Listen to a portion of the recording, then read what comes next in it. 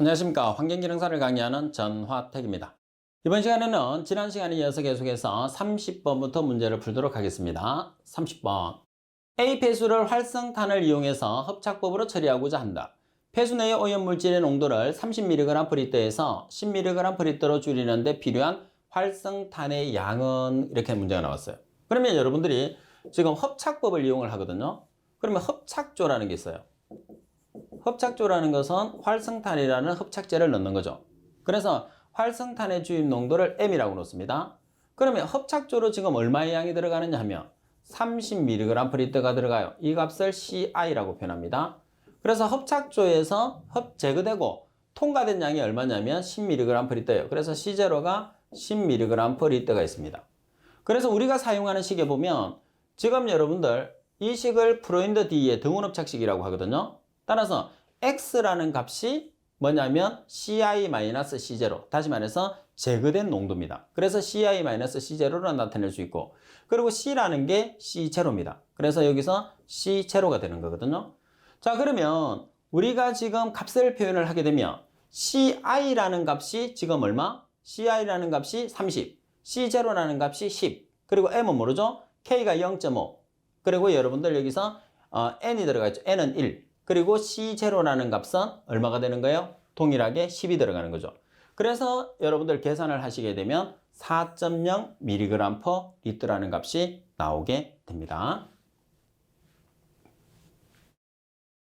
그리고 31번 문제를 보시게 되면 유기물질의 질산화 과정에서 아질산이온이 질산이온으로 변할 때 주로 관여하는 것은, 이렇게 문제가 나왔어요.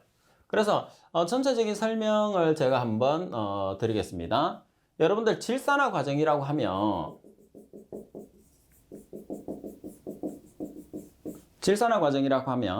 질소가 산화되는 과정을 질산화 과정이라고 그랬어요. 그래서 여러분들 그 단백질의 주성분이 아미노산이거든요. 그래서 아미노산이 분해가 되면 NH3, 그리고 NO2N, 그리고 NO3N이에요. 이렇게.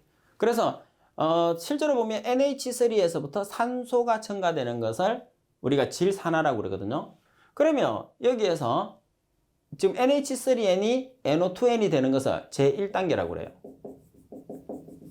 그리고 NO2N이 NO3가 되는 것을 제2단계. 그래서 1단계에 참여하는 균이 아질산성 질소가 만들어진다고 해서 아질산균이거든요. 그리고 NO2N이 NO3 된 질산이 된다고 해서 질산균이 참여를 해요. 그러면 아질산균의 가장 대표적인 게 니트로조모나스, 그리고 질산균의 가장 대표적인 게 니트로박터가 되는 거예요. 자, 그러면 시험 문제에서는 지금 아질산이온이 질산이온으로 변할 때 주로 관여하는 미생물이라고 그랬으니까 질산균을 찾는 거예요. 질산균은 뭐가 있어요? 니트로박터. 그래서 나번이 정답이 되는 거죠.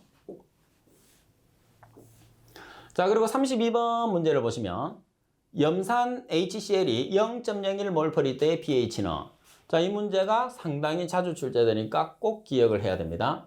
여러분들이 여기서 뭐를 기억을 하느냐 하면 이 두 가지는 꼭 기억을 해야 돼요. 산성 물질에서 pH 구하는 식, 알칼리성 물질에서 pH 구하는 식. 산성 물질이라는 것은 H를 가지고 있는 물질입니다. 알칼리성 물질이라는 것은 OH를 가지고 있는 물질이에요. 지금처럼 염산은 H를 가지고 있죠. 그러면 pH 구하는 식은 마이너스 로그 H 플러스가 되는 거예요.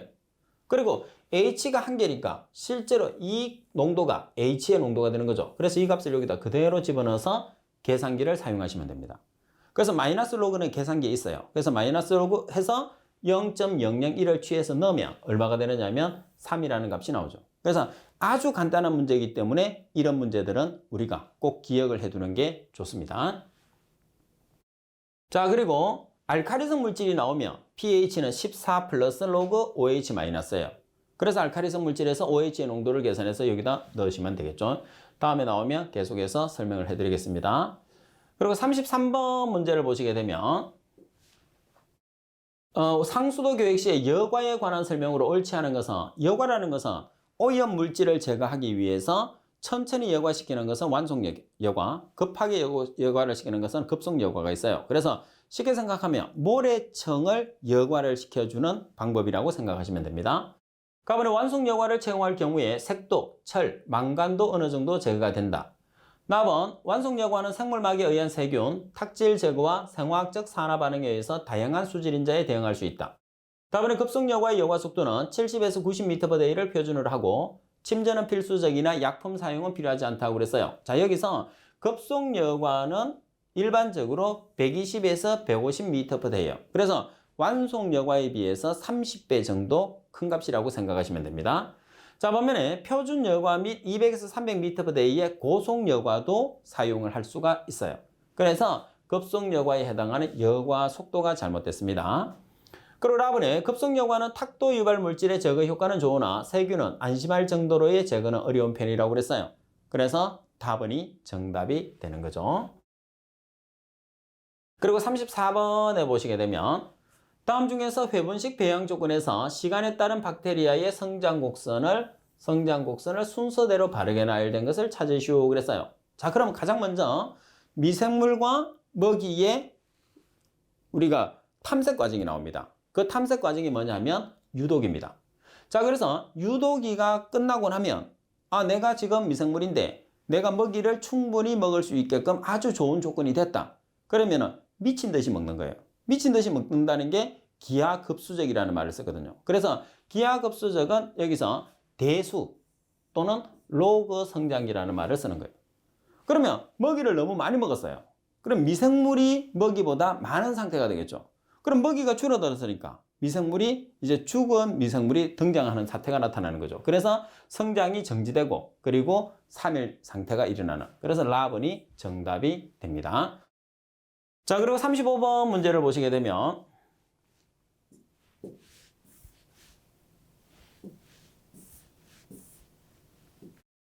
폐수 처리장에서 개방유로의 유량 측정에 이용되는 것으로 단면의 형상에 따라서 삼각과 사각 등이 있는 것은 그랬어요. 그래서 삼각과 사각형을 이용해서 뭐를 측정하느냐? 유량을 측정합니다. 자, 제가 그림을 보여드릴게요. 삼각형이라는 것은 이렇게 생겼고 사각형이라는 것은 이런 식으로 생겼어요. 그래서 이만큼 물이 들어가 있는 거죠. 그러면 이 그림을 삼각유혈이라고 그러고 이 그림을 사각유혈이라고 그래요. 그래서 삼각형 모양과 사각형 모양의 위혈을 이용해서 유량을 측정한다. 따라서 정답은 답은이 되겠죠. 그리고 36번 문제를 보시게 되면 하부에서 뜨거운 가스로 모래를 가열해서 부상시키고 상부에서는 폐기물을 주입해서 소각시키는 형태의 소각로는, 자, 이 문제 자주 나옵니다. 핵심은 모래를 이용하는 소각로라는 거죠. 자, 모래가 유독 매질이에요. 자, 일반적으로 여러분들이 폐기물을 소각을 했을 때는 직접 불꽃을 이용해서 태우는 걸 생각하잖아요. 그죠? 자, 그렇지만은 모래를 주입을 해서 모래에 열을 가해서 간접적으로 폐기물을 소각하는 방법이 있어요. 그래서 모래가 유독 매질이니까 모래라는 유독 매질을 이용해서 폐기물을 소각하는 방식, 따라서 유동상 소각로라고 그러지. 그래서 시험상에서는 모래가 나와 있으면 모래가 가장 핵심이 되고요. 그 다음에 모래가 안 나와 있으면 유독 매질을 이용해서 처리한다는 말이 있어요. 그래서 모래와 유독 매질이 이 문제를 푸는 키포인트라고 생각을 하시면 됩니다. 그리고 36번 문제를 보시게 되면요.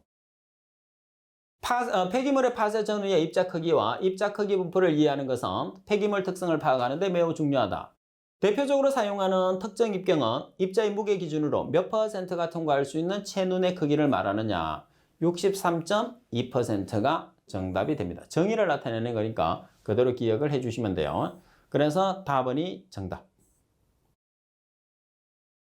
그리고 38번 문제를 보시게 되면 관거라는 것은 파이프라인입니다. 상당히 자주 나와요. 이용한 폐기물의 수거 방법에 관한 설명으로 가장 거리가 먼 것은 틀린 것을 찾으라는 거죠. 자, 먼저 폐기물 발생 빈도가 높은 곳이 경제적이다. 그래서 관을 이용해서 수송하는 방식은 우리가 인구 밀도가 높다는 소리는 인구가 많이 거주하는 지역, 다시 말해서 주로 아파트죠. 그래서 아파트 지역에 적합합니다. 그리고 가설 후에는 경로 변경이 곤란하다. 한번 이렇게 설치를 했어요. 그럼 이 설치해 놓은 것을 다른 쪽으로 옮기기가 어렵다는 거죠. 그리고 25km 이상의 장거리 수송이라는 말이 나오는데 장거리 수송에는 부적합하죠. 그래서 단거리 수송에 적합합니다. 큰 폐기물은 파손 압축 등의 전처리를 반드시 해야 되겠죠. 왜? 관을 이송해서 파이프라인을 이용해서 우리가 수송하니까 큰 조대 폐기물 같은 경우는 이송이 불가능합니다. 따라서 틀린 설명은 다번이 정답. 그리고 39번 문제에 보면 일정 기간 동안에 특정 지역의 쓰레기 수거 차량의 대수를 조사한다고 그랬어요. 자, 여기서 여러분들 가장 핵심은 쓰레기 차량의 대수를 조사한다는 거. 이 값의 밀도를 곱한 후에 중량으로 환산하여 폐기물 발생량을 산정하는 방법을 무엇이라고 하느냐고 그랬어요. 쓰레기 수거 차량의 대수, 그러면 적재 차량 개수, 똑같은 말이죠. 그래서 시험에서 아주 자주 나오는 포인트. 그래서 여러분들이 꼭 기억을 해야 되는 문제다. 이렇게 보시면 됩니다. 자, 그리고 40번 문제로 넘어가겠습니다. 40번 문제에 보시게 되면 아래 그림과 같이 쓰레기를 대량으로 간편하게 소각 처리하는 데 적합하고 연속적인 소각과 배출이 가능한 소각로 형태는 여기서 가장 중요한 것은 연속적인 소각과 배출이 가능하다는 거예요. 자, 무슨 소리냐면 자, 일반적으로 쓰레기를 여기서 집어넣습니다. 그래서 파쇄가 필요 없어요. 쓰레기를 쭉 집어넣어서 쓰레기를 이렇게 밀어주면 여기서부터 불이 붙어서 쓰레기를 태우는 방식이에요. 그런 다음에 배기가스가 배출이 되는 이런 형태죠. 자, 그래서 이 형태, 이 그림을 나타내는 형태를 우리가 화격자 소각로라고 해요. 화격자 소각로를 다른 말로 스토크식 소각로라고 그러죠. 그래서 스토크식 소각로니까 가번이 정답. 그래서 스토크식 소각로는 다른 말로 화격자 소각로라고도 합니다.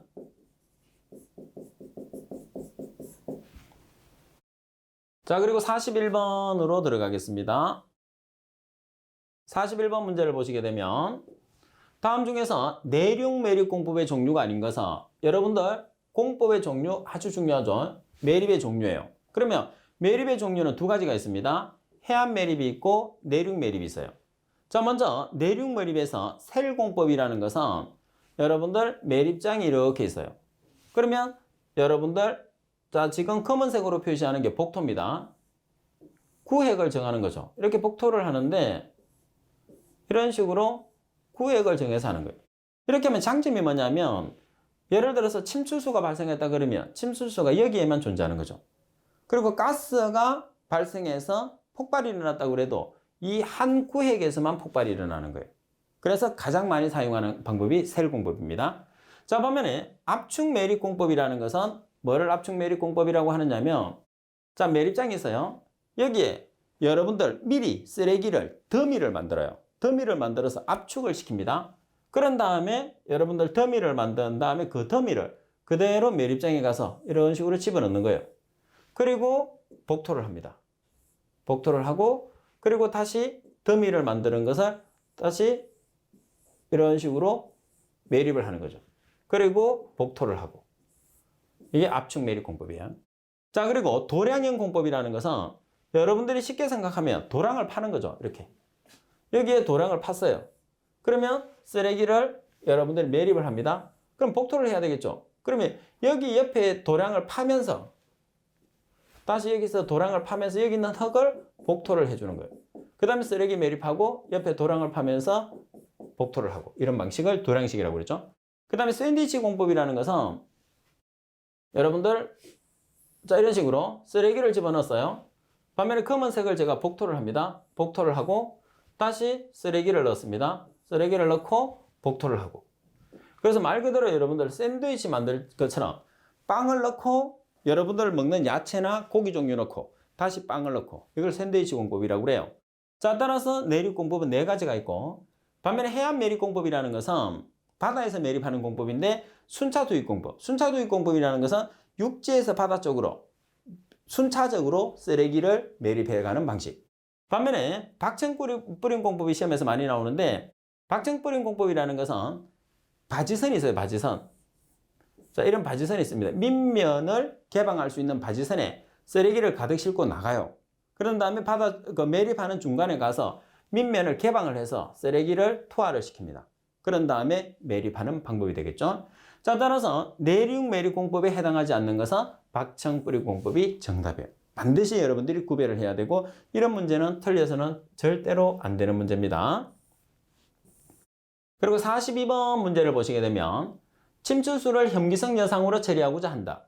유입유량이 1000m의 삼성포대이고 BOD가 500mg/L, 처리 효율이 90%라면 이때 혐기성 여상에서 발생되는 메탄가스의 양은 얼마인가 그랬어요. 그리고 가스는 BOD 1kg당 가스가 1.5m의 삼성이 나오고 이 중에서 메탄이 60%라고 그랬어요. 그래서 지금 여기서도 여러분들 공식을 만들어 놨는데 공식을 굳이 이용할 필요는 없어요. 자, 어떻게 문제를 푸느냐면 먼저 여러분들이 정답에서 미터의 삼성포대로 나오라고 그랬는데 유량이 여러분들 지금 1000m의 삼성포대예요. 그러면 mg/L를 kg/m의 상승으로 고치면 됩니다. 얼마가 되는 거죠? mg/L에다가 얼마를 곱하면 10의 마이너스 3승을 곱하면 kg/m의 삼승이 돼요. 따라서 0.5kg/m의 삼승이 되는 거죠. 자, 그리고 처리 효율이 90%예요. 90%가 제거됐다는 소리입니다. 그래서 제거된 것만큼 가스가 나오죠. 그래서 90%니까 0.9입니다. 자, 그리고 BOD 1kg에 해당한 가스 발생량이 1.5m의 삼성 per kg이에요. 이 중에 메탄이 몇 퍼센트? 60%.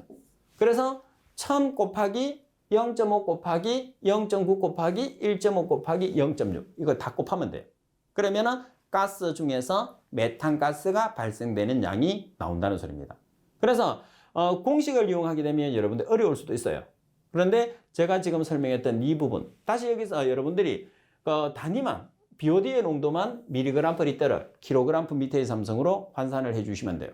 우리가 환산을 자주 하잖아요. 그죠? 그래서 mg/L는 지금까지 몰랐던 학생들은 mg/L에다가 10의 마이너스 3승을 곱하면 kg/m의 삼성이 된다는 거 꼭 기억을 하셔야 됩니다. 우리가 상당히 자주 쓰는 단위예요.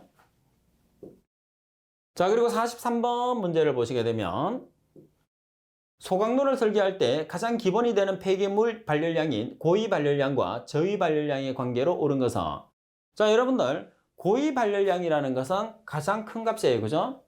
반면에 저위 발열량이라는 것은 뭐죠? 고위 발열량에서 우리가 사용할 수 없는 열, 수분의 정발 잡열을 제외시켜 준 값이죠.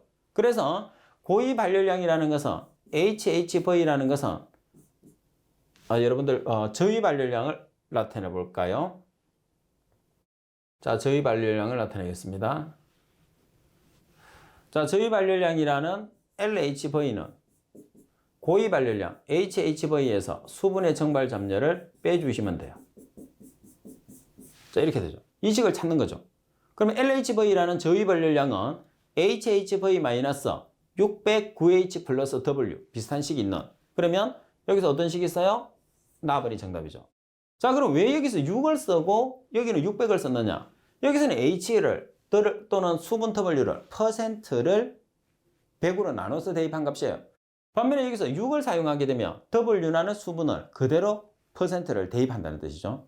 반면에 수소가 없을 때는 9H가 생략되는 거죠. 9H가 생략되면 6W가 되는 거죠. 그래서 여러분들 퍼센트를 그대로 이용했을 때는 600 대신에 6을 쓰고 퍼센트를 100으로 나눠서 계산했을 때는 600을 쓰는 식이죠. 그리고 H라는 수소와 W라는 수분은 있는 것만 사용해서 계산을 하게 됩니다. 그래서 나번에서 나와 있는 식과 지금 제가 설명해 준 식은 동일한 식이에요. 그래서 공식 찾기로도 나오지만 우리가 계산하는 문제로도 상당히 많이 나오잖아요. 그죠? 꼭 기억을 해야 됩니다.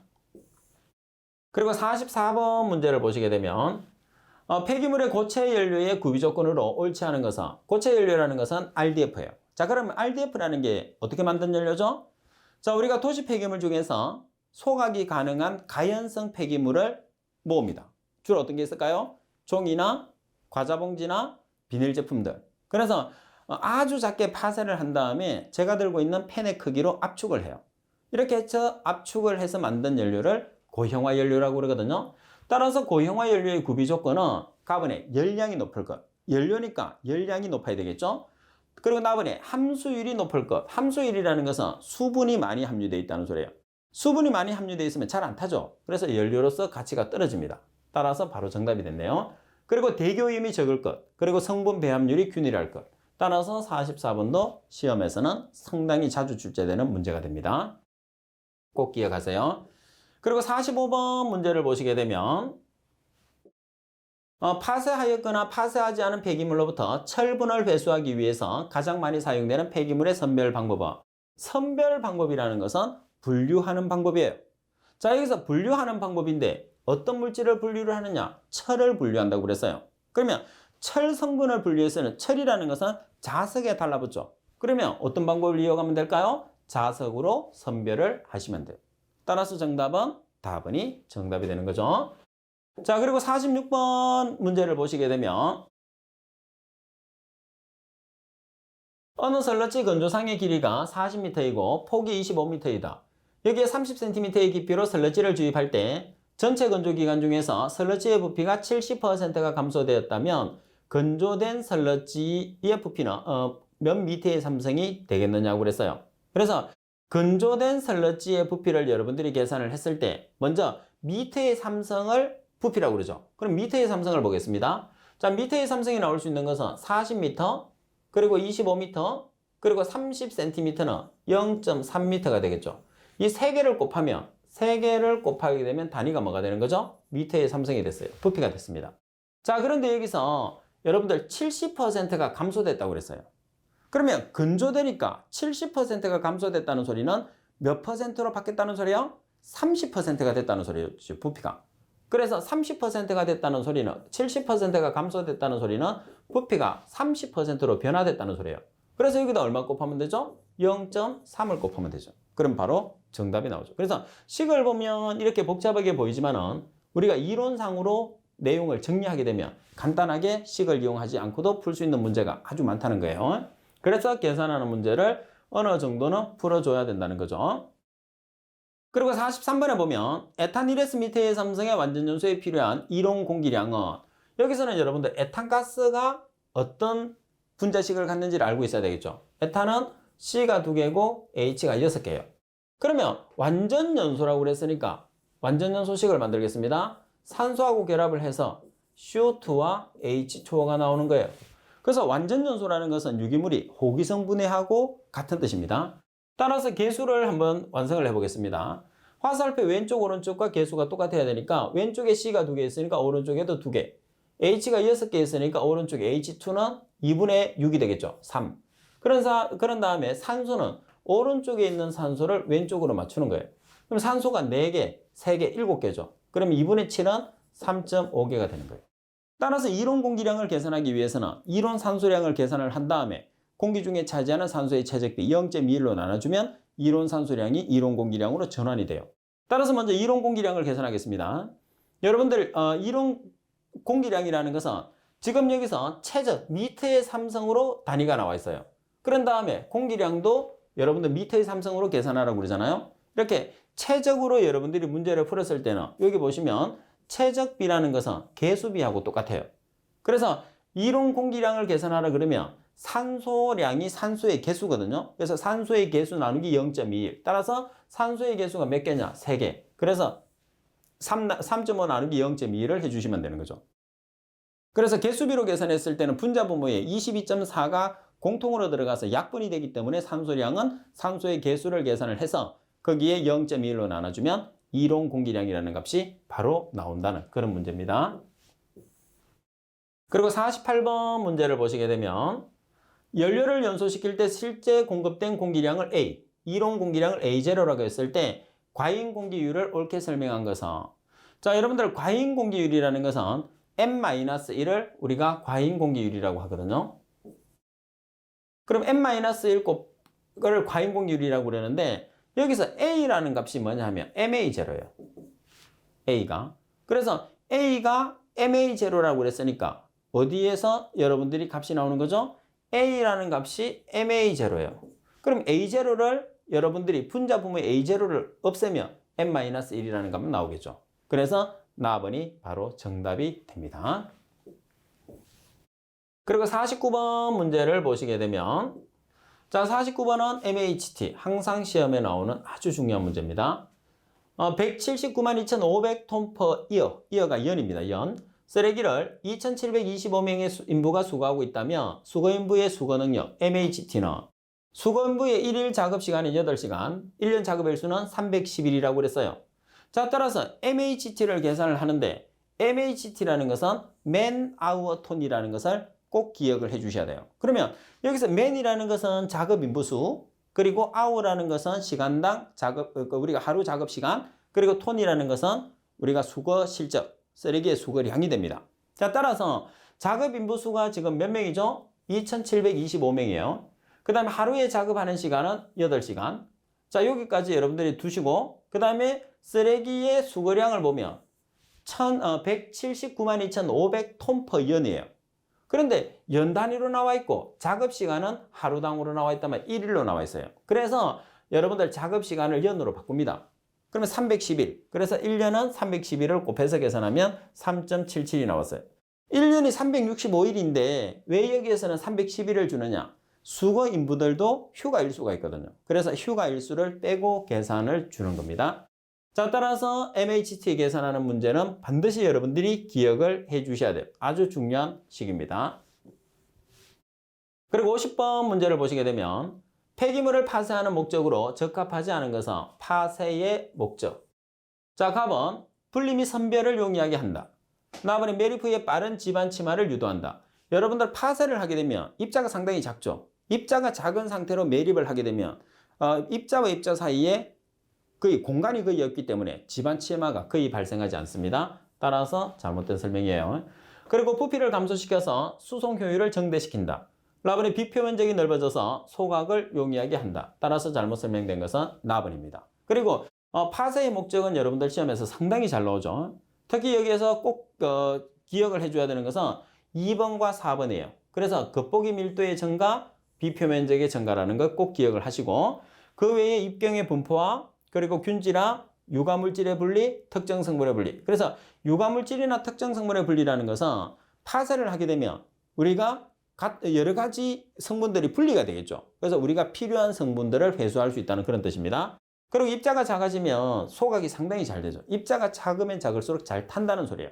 그래서 소각 시에 연소 촉진이 된다는 그런 뜻이겠죠. 자, 그리고 51번 문제를 보시면 다음 중에서 일반적인 설러지의 처리 계통이라고 그랬어요. 설러지라는 것은 뭐가 설러지가 되는 거죠? 우리가 수처리, 물처리를 합니다. 물처리를 여러분들이 하게 되면 우리가 생물학적 처리를 이용해서 물처리를 하게 되면 우리가 찌꺼기가 가라앉겠죠. 그 찌꺼기를 처리하는 것을 설러지 처리라고 이야기합니다. 그러면 그 설러지 처리의 가장 시작은 어디서 이루어지느냐? 농축조에서 시작을 하는 거예요. 그래서 농축조에서 소화조로 들어가죠. 자, 그리고 소화조에서 안정화를 시킨 다음에 우리가 설러지를 처리하는 것은 설러지 쪽에 있는 뭐를 처리하는 거죠? 물을 처리하는 거예요. 그래서 물 처리가 잘 안 되기 때문에 계량, 약품을 주입하는 계량조를 들어가는 거예요. 계량. 자, 그런 다음에 여러분들 건조, 그리고 소각, 매립 이런 단계를 거치죠. 자, 따라서 설러지 처리를 했을 때 가장 먼저 어디에 들어가는 거예요? 농축조. 그러니까 농축조가 가장 먼저 나와 있어야 돼. 근데 보기에서 나번, 다번, 라번은 농축조가 처음에 없죠. 그러니까 바로 정답이 되는 거죠. 그래서 농축, 계량, 탈수, 소각, 매립. 그래서 가번이 정답이 되는 거예요. 그래서 지금 이 문제는 자주 나오고 있으니까 여러분들이 반드시 정리를 해주시고 외우려고 그러면 헷갈려서 안 돼요. 그래서 기본적인 원리를 이해를 하는 게 시간이 조금 걸리더라도 여러분들이 문제에서 절대로 실수를 하지 않는 방법입니다. 그리고 52번 문제를 보시게 되면 다음 중에서 분뇨 수거 및 처분 계획을 세울 때 계획하는 우리나라 성인 1인당 1일 분뇨 배출량의 평균 범위는 우리나라 성인 한 사람당 배출되는 양은 약 1리터입니다. 약 1리터라고 그랬으니까 0.9에서 1.1 정도. 그래서 정답은 나번이 되겠죠. 그리고 53번 문제를 보시게 되면 폐기물의 파쇄 작용이 일어나게 되는 힘의 세 종류와 가장 거리가 먼 것은 자, 힘의 세 종류입니다. 파쇄를 하기 위해서. 자, 위에서 쿵 떨어뜨렸어요. 충격력이죠. 자, 그리고 양쪽에서 쭉 밀어옵니다. 압축이 되는 거죠. 그리고 날카로운 칼날을 위해서 잘라요. 그러면 전단이 되는 거죠. 따라서 압축, 전단, 충격. 따라서 해당하지 않는 것은 답은의 원심력. 원심력이라는 것은 우리가 대기오염 물질을 제거하기 위해서 원심력을 이용하는 대기오염 처리 방법이 되겠죠. 그래서 가번이 정답이 됩니다. 아주 중요하죠. 자주 나와요. 그리고 54번 문제를 보시게 되면 설러지 내의 수분을 제거하기 위해서 탈수 및 건조 방법에 해당하지 않는 것은 그러니까 설러지를 처리하는 방법이 아니라는 겁니다. 그러면 항상 여러분들 시험에서는 설러지를 처리하는 방법이 아니라는 소리는 물을 처리하는 물 속에 있는 유기물이나 SS를 처리하는 방법이 나온다는 뜻이에요. 그래서 보기에 보면 산화지법, 설러지 건조상법, 원심분리법, 벨트프레스법. 여기서 산화지법이라는 것은 설명에도 있는 것처럼 미생물이라는 박테리아와 조류의 공생관계를 이용해서 물을 처리하는 방법이에요. 그죠? 자, 따라서 물을 처리하는 방법은 설러지 처리하는 방법이 아니니까 정답은 가번이 정답이 되는 거죠. 자, 그리고 가번을 제외한 나머지 설러지 건조상법이나 원심분리법, 벨트프레스법은 우리가 설러지를 처리하는 방법이 됩니다. 자, 그리고 55번에 보면 매립처분 시설의 분류 중에서 폐기물에 포함된 수분이나 폐기물 분해에 의해서 생성되는 수분, 매립지에 유입되는 강우에 의해서 발생하는 침출수의 유출 방지와 매립지 내부로의 지하수 유입 방지라고 그랬어요. 자, 그럼 여러분들이 55번 문제에서 핵심은 뭐예요? 물을 차단하는 거예요. 그죠? 그래서 물을 차단하는 시설이 뭐죠? 물을 차단한다고 해서 차수 시설이니까 차수 시설. 그래서 정답은 라번이 정답이 되겠죠. 그리고 56번 문제를 보시게 되면 A 벽체의 투과 손실이 32dB를 우리가 데시벨이라고 했습니다. 32dB일 때 이 벽체의 투과율은 투과 손실 TL은 10로그, 로그는 계산기 있어요. 투과율 분의 1. 그러니까 투과 손실이 지금 얼마라고 돼 있죠? 투과 손실이 32dB이라고 있어요. 그래서 투과 손실 32dB를 넣어서 투과율을 우리가 계산을 해내는 문제죠. 그래서 식을 정리해서 계산하면 6.31 곱하기 10의 마이너스 4승이라는 값이 나오게 되니까 정답은 가번이 되겠죠. 그리고 57번 문제를 보겠습니다. 금속 스프링의 장점으로 볼 수 없는 것을 찾으시오 그랬어요. 가번의 환경 요소에 대한 저항성이 크다. 나번의 최대 변이가 허용된다. 다번에 공진 시의 전달률이 매우 크다. 라번의 저주파 차진에 좋다.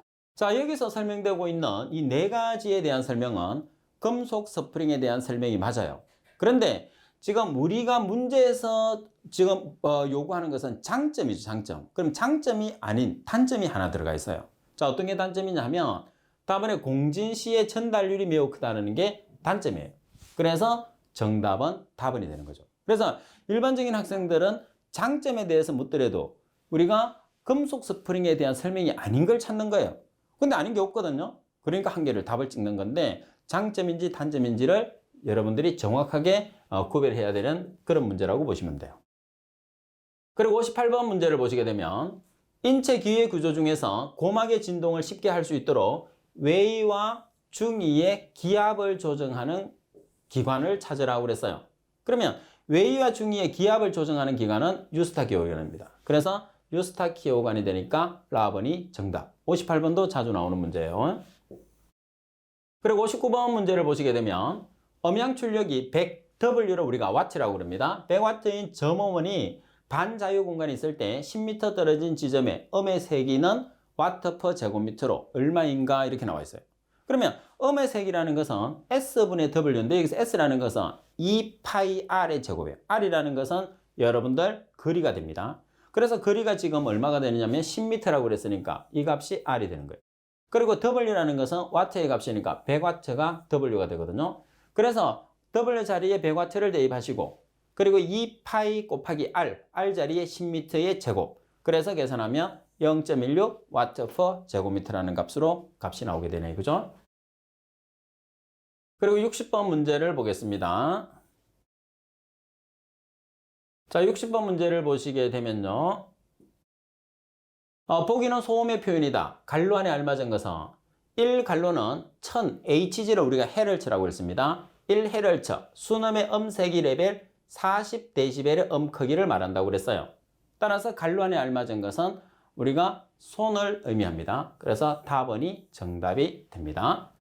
자, 이렇게 해서 우리가 오늘 풀어야 되는 문제는 다 풀어봤어요. 그래서 여러분들이 지금 수업을 상당히 잘 따라오고 있어요. 근데 몇몇 분은 실제로 수업에 아직까지 정확하게 핵심적인 내용들을 잘 이해를 못 하시는 것 같아요. 자, 그 원인은 딱 하나죠. 뭐가 있을까요? 복습입니다. 그래서 여러분들이 지금까지 배워있던 내용 자체를 차분차분하게 여러분들이 복습을 하면서 다음 진도를 따라가야지 여러분들이 그만큼 효과가 있어요. 그래서 답을 외우는 경우도 있겠지만은 대부분이 답을 외우는 것보다는 문제를 이해를 해서 풀어야 되거든요. 그래서 답을 외운다는 생각보다는 제가 답을 외우는 방법을 가르쳐 주는 것들은 문제가 똑같이 나오기 때문에 여러분들 그렇게 하셔도 되겠지만은 대부분의 문제들은 유사 문제, 비슷하게 문제를 만들어서 출제하니까 그 문제에 대비해서 여러분들이 공부를 해야 된다는 거죠. 그래서 여러분들이 항상 복습 꼭 하시기 바랍니다. 자, 오늘은 여기까지 하도록 하겠습니다. 수고하셨습니다.